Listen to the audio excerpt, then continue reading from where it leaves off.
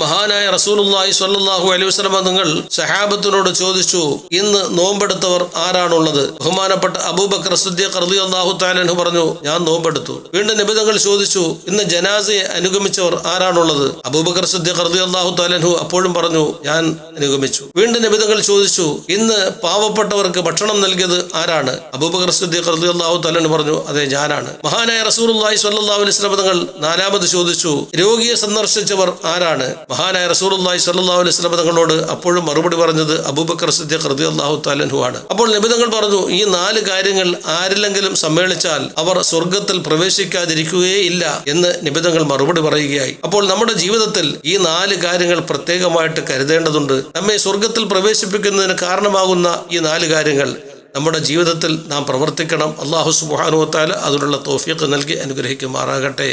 അസ്സലാമു അലൈക്കും വറഹ്മത്തുള്ളാഹി തആല വബറകാതുഹു.